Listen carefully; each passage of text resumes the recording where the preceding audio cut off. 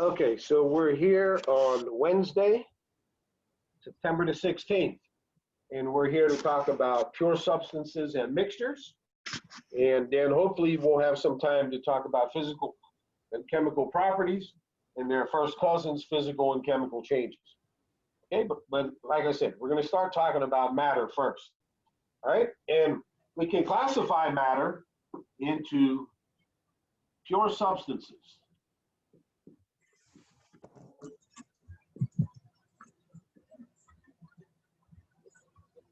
All right, so what is a pure substance? A pure substance contains only one type of atom or molecule. Contains only one type of atom or molecule. There's a bunch of definitions today. A pure substance contains only one type of atom or molecule. Now, if it contains only one type of atom, okay, now I'm not going to prompt you guys with questions too much here, so just so we can cover a lot of stuff here. If it contains only one type of atom, then it's got to be an element, right? It's got to be an element. Okay? And if it contains one type of molecule, then in general, it will be a compound. And we'll give definition for these two. Okay? We'll give definitions for these two. There are some elements that are found in molecular form, such as like hydrogen gas or oxygen, O2. Right? O2 is a molecule, yet it's an element. There's only about 5 or 6 elements whose natural state is in molecular form. In all other cases, molecules will be compounds. Okay? And hopefully I remember all these definitions off the top of my head here. So again, a pure substance contains only one type of atom or molecule. Right? So let's give a definition for an element. Right? We spent the whole first week talking about periodic table and the 118 elements on the periodic table. We never gave a rigorous definition for an element. So let's do that now. An element is a substance that cannot be broken down into simpler substances by ordinary chemical methods. Okay, it's substance that cannot be broken down into simpler substances by ordinary chemical methods.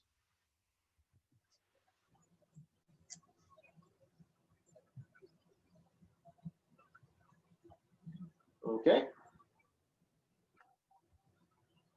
Now, if you take a look in our book, it says a substance cannot be broken down into simpler substances. But that's not good enough. We need to say by ordinary chemical methods. For the simple, I'm trying to minimize. It's got all you guys' names here. I want to get rid of this.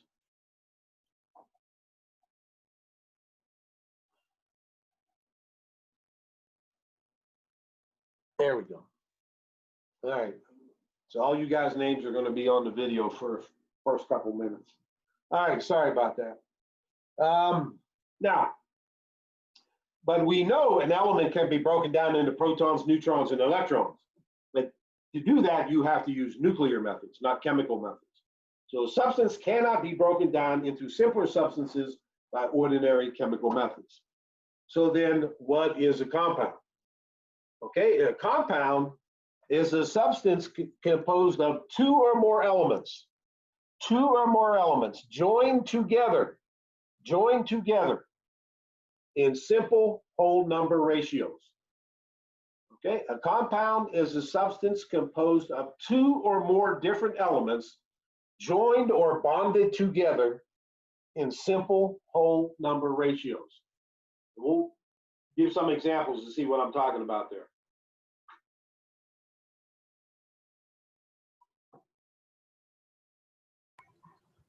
Raymond, will you repeat that one more time, please? Actually, yes. Actually, let's give an even better definition. Compound is a substance containing two or more elements joined or bonded together. Actually, I should change this last thing, in fixed or definite proportions. In fixed or definite proportions. Okay, in fixed or definite proportions, which does mean simple whole number ratios. Right? Either one of those is good. Compound, again, substance containing two or more different elements joined together in fixed or definite proportions. Okay, so I think elements, we already know examples of that. A gold ring, a silver pendant, a copper pipe, oxygen gas. All right, now compounds, I think we probably know that too. H2O, but we can also have H2O2. Right? These are two completely different compounds. Two completely different compounds. You drink this, this is the essence of life. You drink this, you're dead. All right? Notice the proportions are different. They contain the same two elements, hydrogen and oxygen, but the definite proportion is different. Here we have two hydrogens to every one oxygen. Here we have one hydrogen to every one oxygen, right? 2 to 2 simplifies to 1 to 1. Okay? So no matter where you are in the universe, water is H2O. No matter where you are, or where you are on Earth, in Beijing, China, chemistry, water out of the tap in Beijing, China is H2O. Water on Mars is H2O. Water on Venus is H2O. No matter where you are, it's the same definite proportion. Okay? So that's a very important point. The other important point is that the elements are bonded, joined or bonded together. Joined or bonded together. So while you can separate them, it's not very easy to do that. All right? You have to do something special to separate the hydrogen atoms from the oxygen atoms in a glass of water. All right? It can be done, but it's not as simple as in the other thing that's going to go over here in a moment. Okay, so fixed or definite proportions. Glucose is always C6H12O6. So what's the proportion? 1 carbon to 2 hydrogens to 1 oxygen. The proportion is always the same. Always the same. So a simple way of saying this is if I can write a chemical formula for a substance, it must be a pure substance. If I can write a chemical formula for it, it must be a pure substance. Similarly, for like a gold ring, we can write a formula for that, just AU, or a silver pendant, AG, or a copper pipe, CU, or oxygen gas, O2. Okay, we can write a chemical formula for it. We can write a chemical formula for every pure element. We can write a chemical formula for every pure compound, right? And what allows us to write a chemical formula for a pure compound? That fixed or definite proportion. That is what permits us to write a chemical formula for it. Either a formula unit, if it's an ionic compound, or a molecular formula, if it's a molecular compound. Okay, any questions about these two? Any questions? All right, I'm going to leave this up here, and let's put up the other side. So what if something's not a pure substance? Then it must be a mixture. It must be a mixture.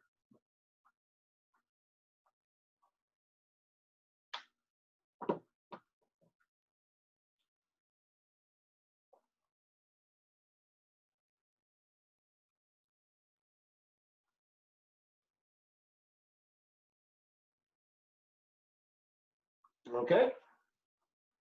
Now, so what is a mixture? Right? Definition of a mixture is similar to that for a compound.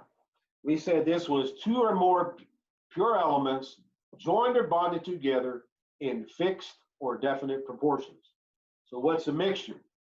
Okay, a mixture contains 2 or more pure substances. 2 or more pure substances combined in indefinite proportions. Combined in indefinite proportions. Indefinite. Right? A mixture contains 2 or more pure substances combined in indefinite proportions. Contains two or more pure substances combined in indefinite proportions. So most of the things we encounter in everyday life are mixtures. Okay? So let's look at the difference between the definition of a compound and the definition of a mixture. This is two or more pure elements. This is two or more pure substances. All right, this is joined or bonded together. This is just combined. They're not bonded together, so we can easily separate them. Right? We can easily separate marbles from sand. Right? We can easily separate marbles from sand because they're not bonded together. Right? So if you throw marbles and sand in a bucket, that's a mixture, not a compound. We can easily separate them. Right? We don't need any sort of fancy equipment to do that. All right. Any question about that? So then would Go ahead. would hydrogen peroxide be a mixture? No, I'm writing a chemical formula for it.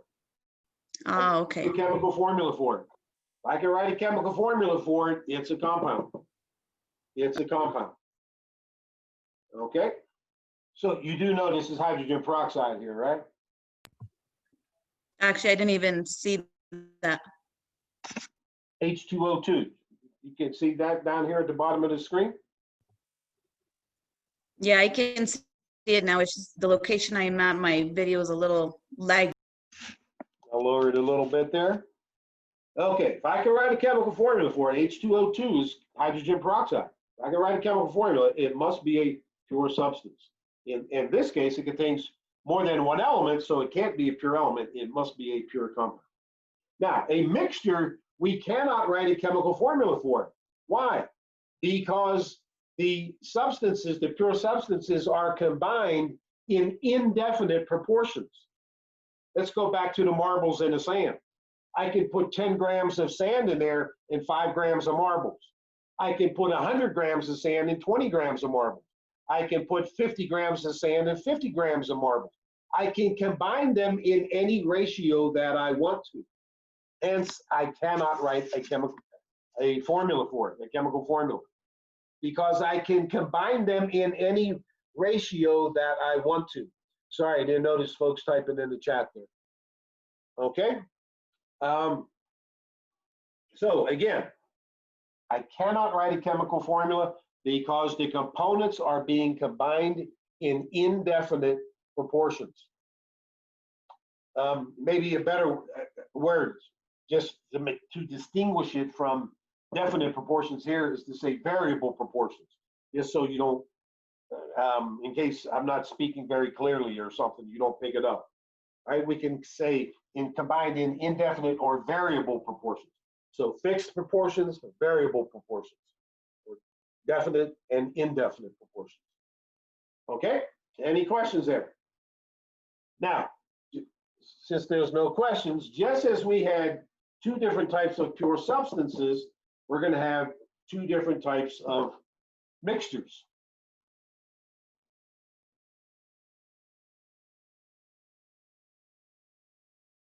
Anybody have any idea what these might be? I know I didn't ask you to read this section. Let's just do it so we can squeeze in the other half of the lecture. We have homogeneous. Homogeneous.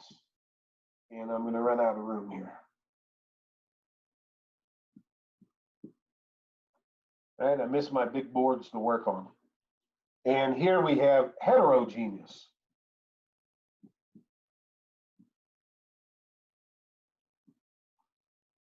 I'm going to run it onto 2 lines here. Heterogeneous.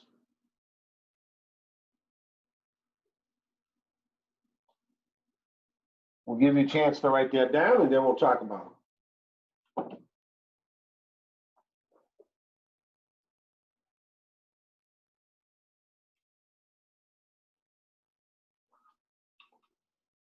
Homogeneous and heterogeneous. What does that Greek prefix homo, what does that mean?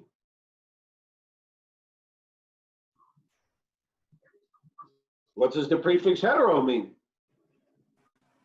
Homo is same and hetero is different. Very good. Hetero is different and homo is same. Okay?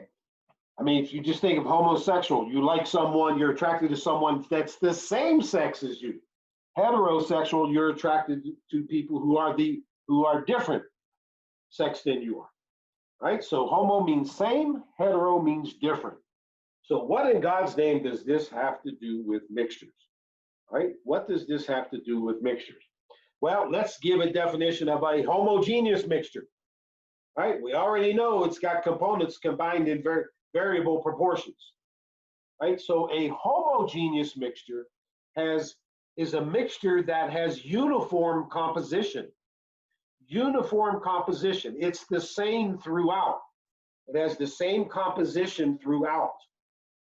Okay? Think of a glass of water to which you have dissolved some sugar in it. Right? You have dissolved some sugar in it.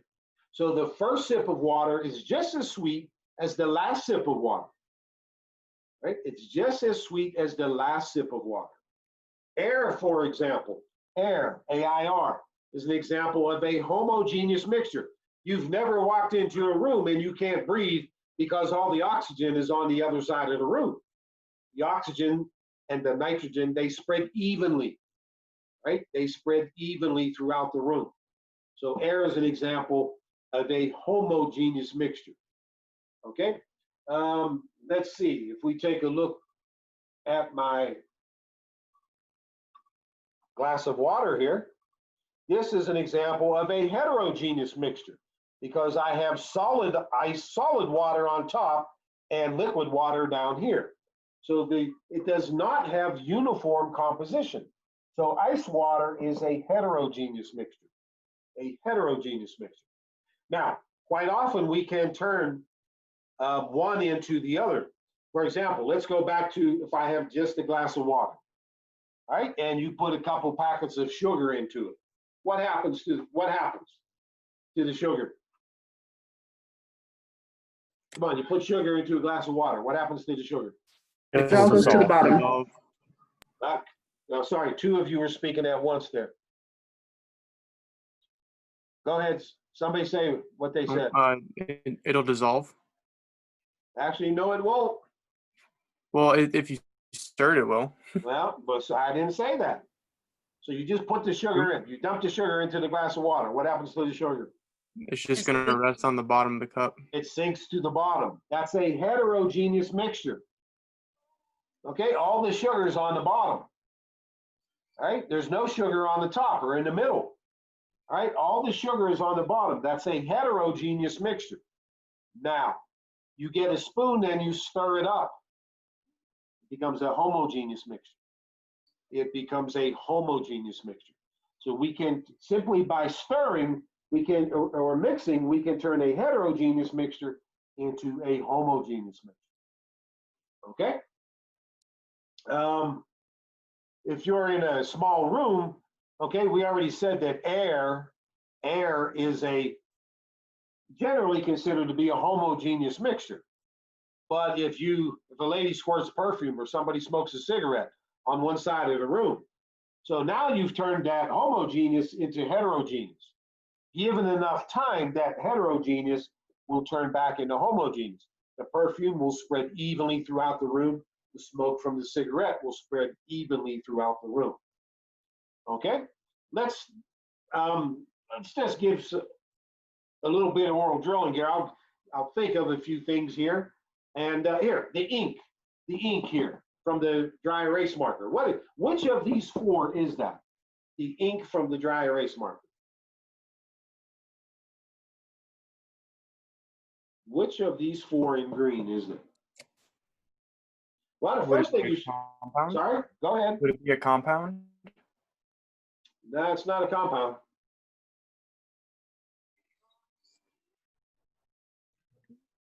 Not a compound. Heterogeneous? Say again? Heterogeneous? Heterogeneous? No, actually it's homogeneous. Is the ink here different from the ink here? Oh, I thought you were comparing it like to the whiteboard. My bad. No, just the ink by itself. Oh, Just no, that'd be by itself. How about a homogeneous pencil? then. What's a pencil?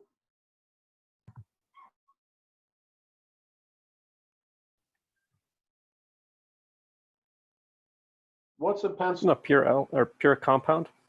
Pure compound. You can write It's graphite. You can write a chemical formula for a pencil.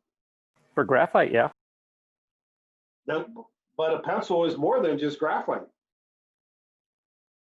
Oh, you got me there. So what's a pencil? Pencil's got wood on it. It's got a metal to hold the eraser in place. It's got a rubber eraser, and it's got graphite in it. What is it? What's a pencil? Heterogeneous. Heterogeneous. Heterogeneous. Heterogeneous. How about a flower? What would a flower be? Heterogeneous. Heterogeneous. What would a leaf be? A leaf from a tree. Homo. Homogeneous. You ever look at a leaf close? Does the top of the leaf look the same as the bottom? It's heterogeneous. It's heterogeneous. The top of leaves are generally shiny and underneath is not so shiny. And in addition, now, I'm not the greatest artist in the world, but we usually have like these veins coming out of the leaf. All right, I forget what they're called. I'm not a biologist. But so a leaf is heterogeneous. How about an orange? An orange. Heterogeneous. Heterogeneous. How about a bacteria? A bacterium. Homogeneous. No? Doesn't a bacteria have like a cell wall on the outside of on the outer edge of the cell? Right? It's got DNA. It's not spread evenly. It's heterogeneous. How about a dog? What's a dog? Heterogeneous. How about you? Heterogeneous. So what do we conclude about anything that's alive? It's heterogeneous. Anything alive must be heterogeneous. Anything that's alive is heterogeneous. Write that down. Write that down. FR on the periodic table stands for francium, not frog. Believe it or not, somebody in this class is going to tell me on the assignment I'm going to give you that a frog is a pure element or a pure compound. You can't write a chemical formula for a frog. How about a light bulb? Heterogeneous. Heterogeneous. You're not going to believe how many people tell me a light bulb is a pure element. Li on the periodic table does not stand for light bulb. It stands for lithium. Okay? Use your head. This is just common sense. This is just common sense. Okay? Again, anything alive is heterogeneous. You can write a chemical formula for it. It must be a pure element or a pure compound. Right? Pure element or a pure compound. How about an aspirin tablet? Actually, that one's kind of hard to tell. Aspirin itself is a pure compound. You can write a chemical formula for it. But it's, but then they put it into a tablet, and I don't know if you'd call that homogeneous or heterogeneous. Okay? All right. Here, how about this piece of paper I'm holding up? What's that? Would that be homogeneous? Well, let's see. I see print on here, right? That print is toner. Is that toner spread evenly over the surface of the paper? No. No, it's not. So heterogeneous. Heterogeneous. Okay? All right. So do we understand this? Any questions? And again, this is like in the, I skipped states of matter at the beginning, and then comes this in chapter 3. Right? So I'm going to give you an assignment on this. And largely what I'm going to do is just give you like 25 things and ask you, is it an element, compound, homogeneous mixture, or heterogeneous mixture? Okay? So, and I'm going to be honest with you, it's unbelievable how poor the grades are on this assignment. To me, it seems pretty simple. Right? To me, it seems pretty simple. Right? But again, People say frog is a pure element. I mean, I'm sorry. Man. Just common sense tells you you don't find a frog on a periodic table. All right, any questions or comments here? Any questions or comments? Nope. All right, so we're done with this. Sorry?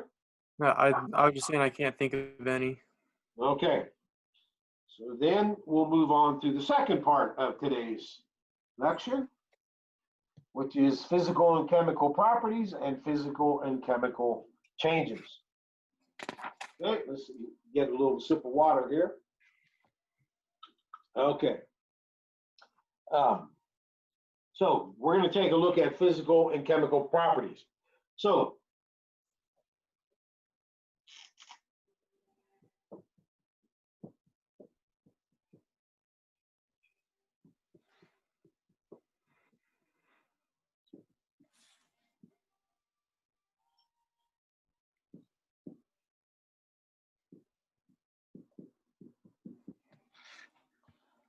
now, when I first started teaching this class, I thought long and hard about the difference between properties and changes. Okay? It seems it's a rather subtle difference, and our book doesn't do a very good job.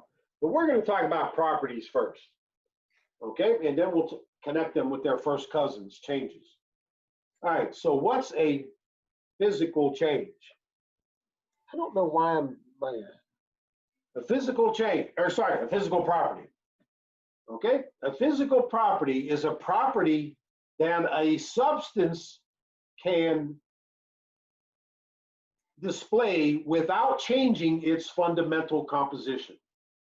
Right? It's a property that can be displayed by a substance without altering its fundamental composition. And again, this is right out of the book, right out of the book. Right? So it can be displayed by a substance without altering its fundamental composition. Gold is bright yellow. All right? Water is colorless. Okay? Water doesn't have to change into something else to show that it's colorless. Okay, without altering its fundamental composition. Osmium is the densest of all metal elements. Okay, osmium doesn't have to turn into something else to prove to you that it's the densest element, that it's the densest of all elements, right? So what's a chemical property? A chemical property, can only be displayed by a substance by altering its fundamental composition. I'll give some examples and then we'll make it clear. So here, without altering its fundamental composition, only by altering its fundamental composition. And what do we mean by altering its fundamental composition? It changes its chemical formula. It changes chemical identity from one chemical substance into a different chemical substance, right? From one chemical substance into a different chemical substance. So the chemical formulas can be different. It's not the same substance, right? Once it, here, let's look at an example. I think it will help to clear this up. If I say paper is flammable, usually I'm in the classroom, I set a piece of paper on fire. I don't want to do it here and have my smoke detector go off, right? Paper is flammable. That is a chemical property. For me to prove to, for a piece of paper to show you that it's flammable, it has to be set on fire. Once it's set on fire, it's not a sheet of paper anymore. It has now turned to ashes. Ashes are not a sheet of paper. They do not have the same chemical formula. Well, paper is largely a mixture anyway, but it's not the same substance, right? Paper is largely cellulose, right? It's largely cellulose. Paper is a mixture, but it's largely made of the compound cellulose, right? But once you burn it, there's no cellulose left. There's no cellulose left, okay? Hopefully that will help you understand what a chemical property is.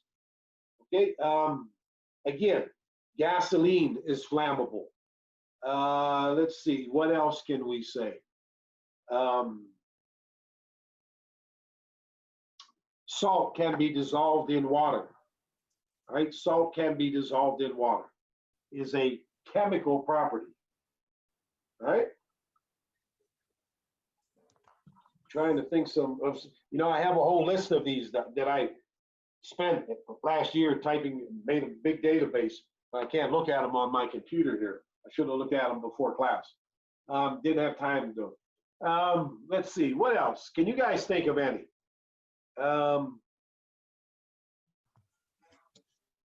Wood? What about wood? If you just say wood, we should be asking, is that a pure element, a pure compound, or a homogeneous mixture, or heterogeneous mixture? What about wood? So when you set it on fire, Well, okay, so wood is flammable. That's a chemical property. We should be thinking of some things other than, What about soap? what about soap? Like, would it like foam into like bubbles, or would it change? Would that be physical or chemical? So, what I'm trying to think of the question we want to ask here. Soap.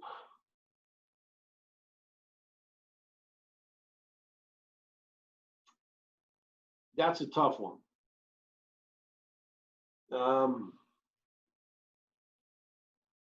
I mean, it's still soap. It hasn't turned into something else, but it is being combined with water at that point. It's not coming to me how you would phrase the question to ask that. What about fireworks? What about fireworks? Phrase the question. You can't just say a word. You got to ask, you got to say, what is the property about fireworks? What is the property that you're proposing or getting at? When you light them on fire, they explode. I don't know. So fireworks are flammable, right? Yeah. That's the property. So that would be a chemical property. Okay, that would be a chemical property. Here I have one. I'm trying to get away from the flammable stuff. We already gave 3 or 4 examples of that. And iron, the element iron can rust. Okay, or the element iron can rust or corrode. That's a chemical property. Once iron rusts, it's not iron anymore. It's now iron oxide. It's now iron oxide. It is no longer the same substance. Let me just write a few words down here. Flammable, combustible, which is essentially the same as flammable. Combustible. Hopefully I spelled that right. Explosive. Oxygen gas is highly explosive. Nitroglycerin is highly explosive. Corrodes.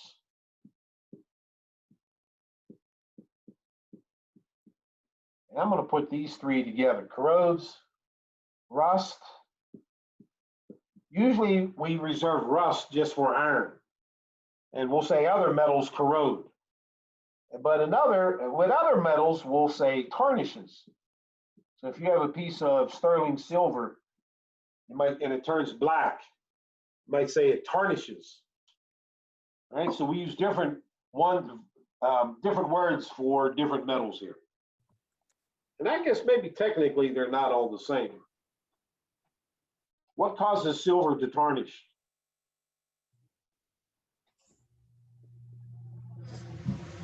no oils from your body. No, it's not oils. It's not oils. What causes iron to rust?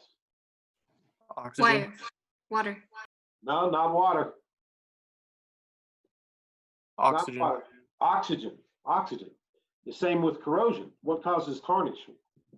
What causes silver to tarnish? Is it oxygen?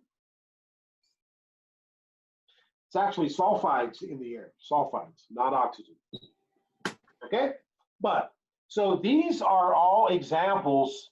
If a substance is one of these, that is a chemical property. Okay? Now, I want to get at a few other, here, let's list some other things here under physical. So boiling points, melting points,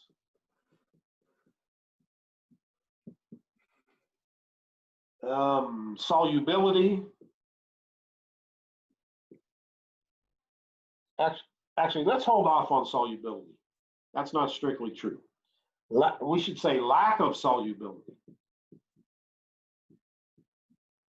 Lack of solubility. And solubility actually fits over here. I'll get to that in a minute. Boiling points, color. Color. Okay, so charcoal is black, gold is yellow. Let's see, what else? Electrical conductivity. Copper is a good conductor of electricity. Copper doesn't have to turn into some other substance to prove to you that it is a good conductor. Let's see, there was enough density. And again, we skipped over that.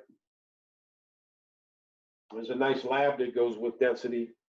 It's kind of tough to do in a virtual classroom. So let's see here. But we should be able to get some idea here.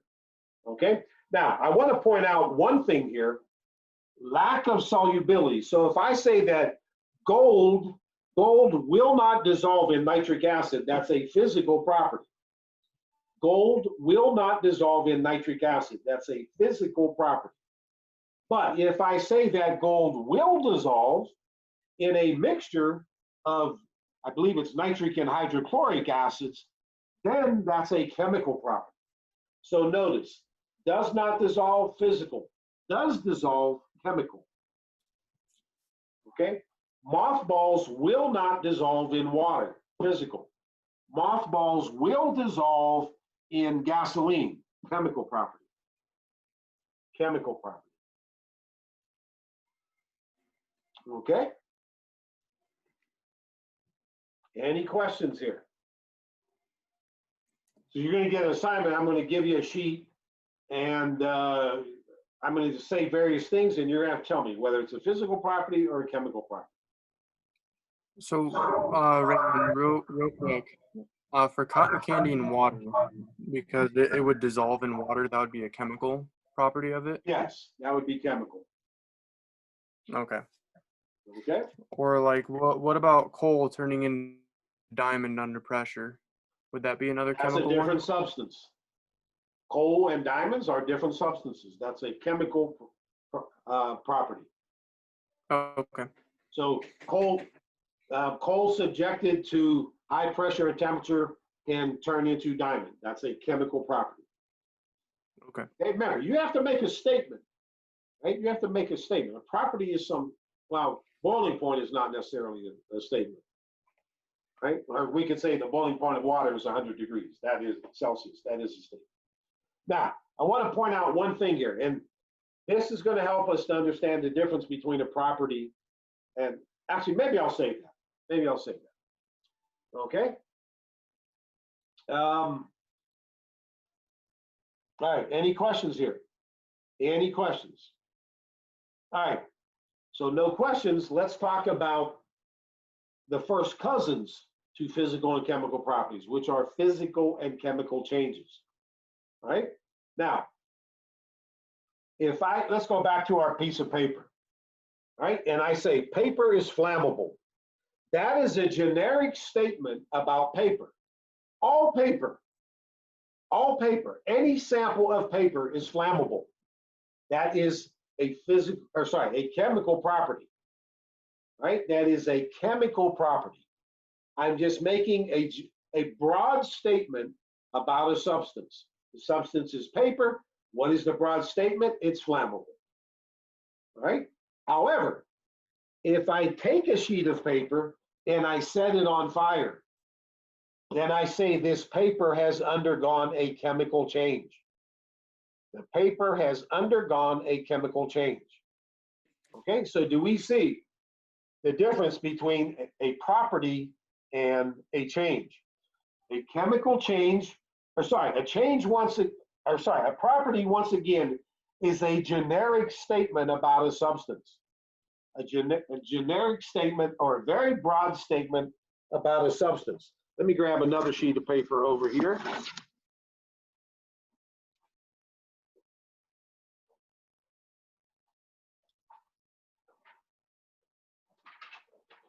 All right, so here I have a sheet of paper. All right.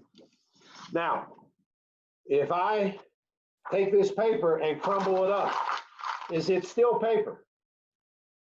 Yes. Yes. So has it undergone a physical change or a chemical change? Physical. A physical change. A physical change. Now, please pay attention to it. Now, again, our book does not do a very good job, and most chemistry books don't. I thought long and hard about this when I first started teaching this class. And I think I've successfully come up with very fine distinctions between properties and changes. Okay, again, a property is just a broad statement about a substance. A change occurs to a sample of that substance. Okay, a change occurs to a sample of that substance. Every change also must take advantage of some underlying property. So we said this paper has undergone a physical change. So there must be a physical property associated with that change. What is the physical property? Paper can be crumbled. That's the property. Paper can be crumbled. That's the property. All right? Now, then we say this particular piece of paper has undergone a physical change. It's still paper. It has not altered its fundamental composition. Right? It has not altered its fundamental composition. Every change must take advantage of some property. Now, if I take this piece of paper and I were to set it on fire, again, I'm not going to do that inside my apartment here. If I set it on fire, all right, it's no longer a sheet of paper. It's now ashes and smoke and soot. So it has altered its fundamental composition. It must have undergone a chemical change. This particular piece of paper must have undergone a chemical change.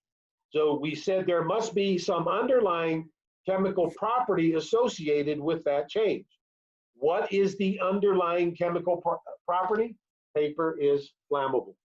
All paper is flammable, is the property. Notice, paper is flammable is just a broad statement about all samples of paper. All samples of paper. But when I light this on fire, this particular piece of paper has undergone a change, a chemical change, right? So changes happen to specific objects or samples of a substance, okay? Whereas properties are just statements about a substance. It does not mean anything had to change. It's just a statement about a substance. Nothing had to change. When I say paper is flammable, that doesn't mean anything was set on fire. It just says it is capable of being set on fire. Right? When I say paper can be, or the boiling point of water is 100 degrees. It doesn't mean anything about paper, or sorry, about water. But if I get a pan of water and I put it on the stove and it boils at 100 degrees, okay, that we now say that water has undergone in that pan has undergone a physical change. What is the physical change the water has undergone? Is it still water after it boiled away? Is it still water? Water vapor. It's now water vapor. It's steam, but it's still water. It has just changed from liquid to vapor, liquid to gas, but it's still water. It is still water. Right? I can still write a chemical formula. The same chemical formula, H2O, that water has, liquid water has, is also the same chemical formula for water vapor. right? The same chemical formula for water vapor. All right. Now again, I'm just going to erase this up here. Anytime, I should have kept my other board here. I brought it to the high school. Anytime we have what's called a change of state, to solid to liquid,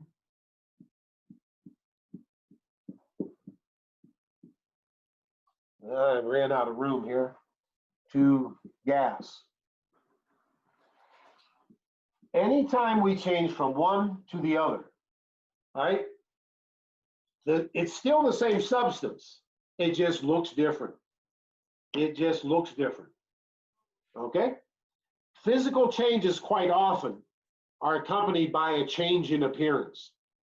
Physical changes quite often, the paper being crumbled, for example. Physical changes quite often are accompanied by a change in appearance only, and nothing else changes about it. Right? You boil water, right? The water goes from liquid to gas, right? The water looks different, but it's still water. All it has done is change its appearance. That's all that has occurred. It has changed its appearance. Now, in chemical changes, quite often, we see a change in appearance. We burned a piece of paper, certainly its appearance has changed. But other things have changed also. The fundamental composition of the paper has been altered whenever we burn it. But when we boil water, the only thing that has changed is the appearance of the substance, right? It's still H2O, right? It is still H2O. Okay? Any questions or comments there? Okay? If I pass an electric current through a copper wire, is that a particular copper wire? Is that a physical change or a chemical change? I pass an electric current through a piece of copper wire. Wouldn't that be physical? It's physical. It's still a copper wire. It's still a copper wire. And what is the physical property, the underlying physical property associated with that? Copper is a good conductor of electricity, right? So when I say copper is a good conductor of electricity, that means all samples of copper are good conductors of electricity. But when I run an electric current through a particular piece of copper wire, then we say that's a physical change. Let's see.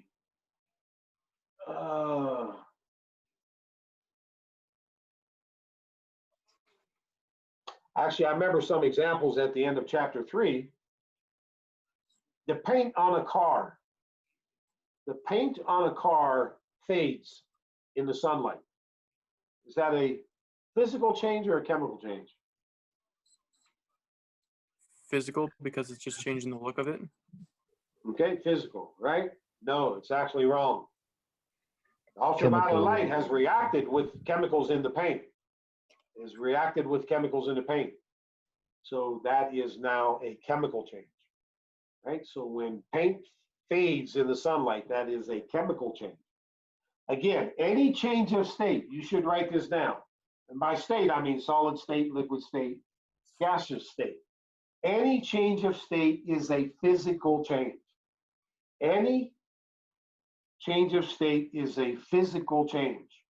Now, so if I have some sugar and I put it on the stove in a pan and it melts, or an ice cube, okay? An ice cube melts, okay? I prefer not to use the ice cube though, because ice actually has air bubbles in it. So let's go to the sugar. I put it in a pan on a stove, I heat it up, and it melts. It turns to liquid. The sugar has undergone a physical change. It is still sugar. What is the associated physical property? Whatever the melting point of sugar is, whatever it is. I think sucrose is like 132 degrees or so, 144 degrees Celsius, right? So when this sugar melts, the associated physical property is the melting point of sugar, whatever it is, right? When we boil the water, right, the water has undergone a physical change. What's the associated Physical property, the boiling point of water is 100 degrees Celsius. Okay? Let's see, there was something else I wanted to say here. I just had it on my head a moment ago. But again, physical and chemical properties are just broad statements about a substance. That does not mean anything has happened, all right? But a change occurs to a particular sample or of a substance or an object. Particular sample of a substance or an object. Okay? Any questions there? Any questions? There was one other thing I wanted to say here. Oh, geez. Now,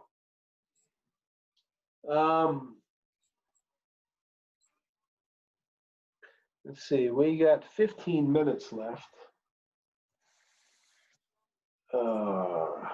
What did I want to say here? We can use differences in melting point, and we'll talk more about this next class. All right? We can, actually, maybe we'll do it today, although we might run over a little bit. We can take advantage of differences in properties to separate the components of a mixture. Right? We can take advantage of differences in physical properties to separate the components of a mixture. And we should easily be able to separate the components of a mixture because they're not bonded together. The components are not bonded together as they are in compounds. Right? In compounds, the elements are chemically bonded to each other. So let's take a look at that. Might get a bunch of assignments here. So if I wanted to separate sand from marbles, what would be a good way to do that?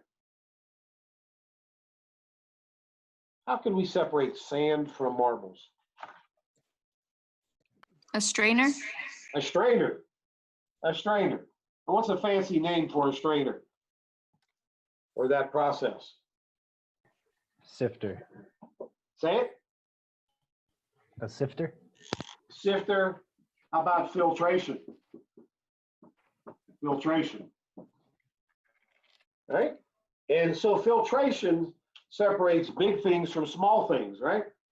So filtration works on differences in what physical property? Filtration works on differences in what physical property? Density? No, not density. Size? Howard? Size? Size, particle size. Works upon differences in particle size.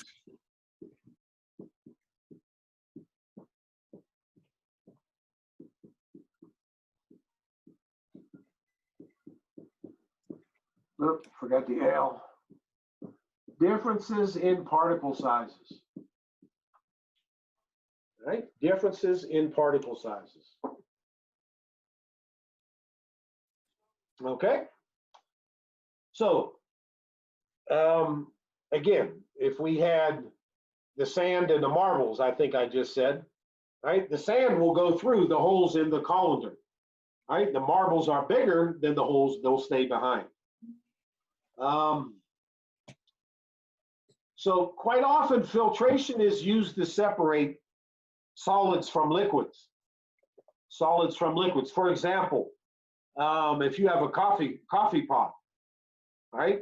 There's filter paper in there, so it keeps the coffee grounds behind or trapped in the filter paper, and the water goes through. Right? The water molecules are much smaller than the pore sizes in the filter paper, so they go right through. The coffee grounds are much bigger. What's some other examples of filtration? If you cook spaghetti, right? You cook spaghetti, and you have a strainer or a colander there. So you dump the contents of the pot into the colander, right? The water goes through. This pasta gets trapped behind, right? So the pasta is much bigger. The spaghetti is much bigger than the water molecules are that go right through. Okay, so again, this is frequently used to separate solids from liquids. And we saw it can also separate, in some instances, sand from marbles. Those are both solids. But obviously, it cannot always separate two solids. If you have, say, metal alloys are typically homogeneous mixtures. For example, 18 karat gold, right? 24 karat gold is pure gold, but 18 karat gold is a mixture of copper and gold, right? You can't use filtration to separate the copper from the gold in an 18 karat gold ring, right? Just not going to work, right? Again, most metal alloys, I would write that down. Most metal alloys are examples of homogeneous mixtures, okay? Let's see, can we separate two gases with filtration? So for example, air. Air is largely a mixture of just two gases, nitrogen and oxygen. Can we use filtration to separate those two gases?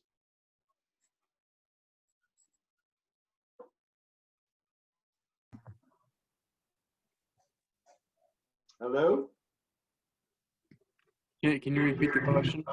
Can you separate two gases? Can you separate the nitrogen and the oxygen in the air using filtration?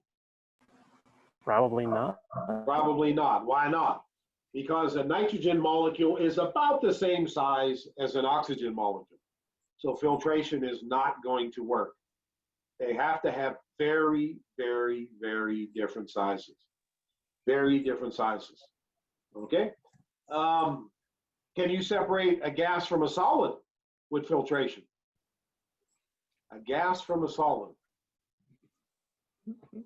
I would guess no, because the gas could still go through it. Or it would still be there regardless. You have a car?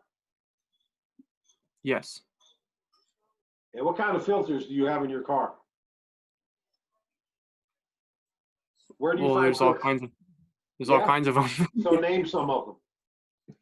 Oil filter, air All right, so filter. oil filter is separating what from what?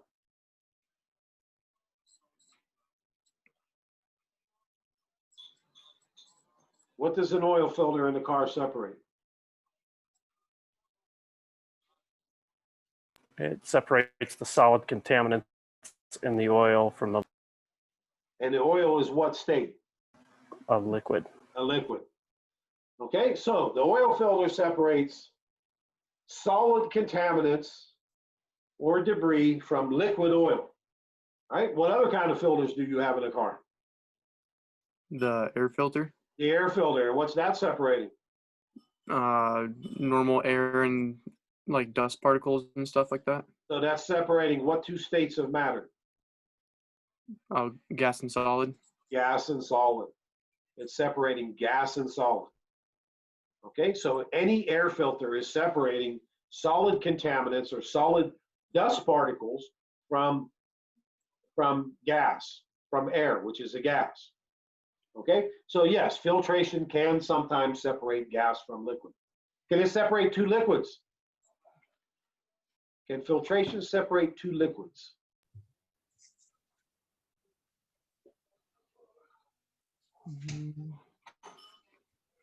Probably not. Probably not.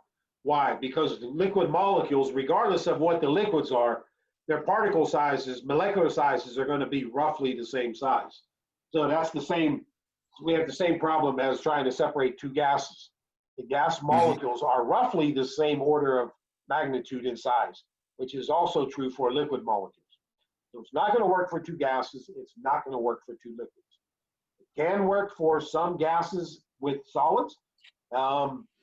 It can work for some liquids and solids. It's mostly used for liquids and solids, but it can work for, it can also work for two solids, as we saw with sand and marbles, okay? But not always. It can't separate the gold from the copper in an 18 karat gold ring. Why do they put copper in gold? Why not just leave it as pure gold?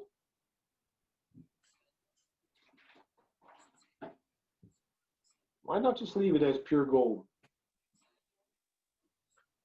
I think the first time that I really made note of pure gold in my life was my first year in graduate school. There were a lot of students from India who had jewelry made out of pure gold. And I never realized how bright yellow pure gold is, because you very rarely see pure gold in this country. Usually see 18 karat or 12 karat gold. Why would they put copper in with gold? Gold is very soft. Gold is very, very soft. Okay, so they put copper in to harden it up, to stiffen it up.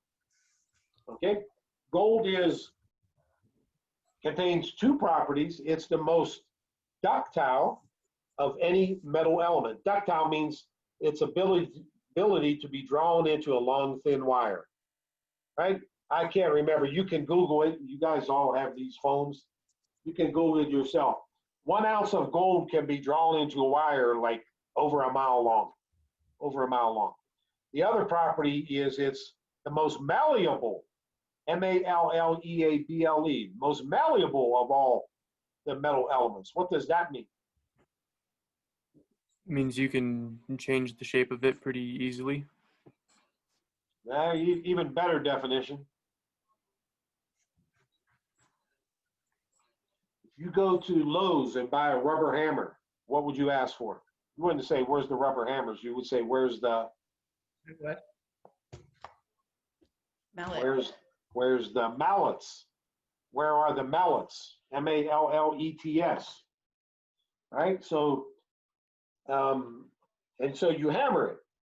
So when we say that gold is the most malleable of all the elements, that means it can be hammered into very, very thin sheets. Very, very thin sheets. My college that I went to, Notre Dame, one of the things it's famous for is the Golden Dome. And people say, oh, Notre Dame must have a lot of money, which they do. They could afford to cover the whole dome of the building with gold. But unbeknownst to most people, that thickness of gold is very, very thin. Very thin. Only takes a few millimeters to cover it. Okay? So there's really not that much gold on the dome there. All right, so enough about filtration. And I think we'll actually stop right there.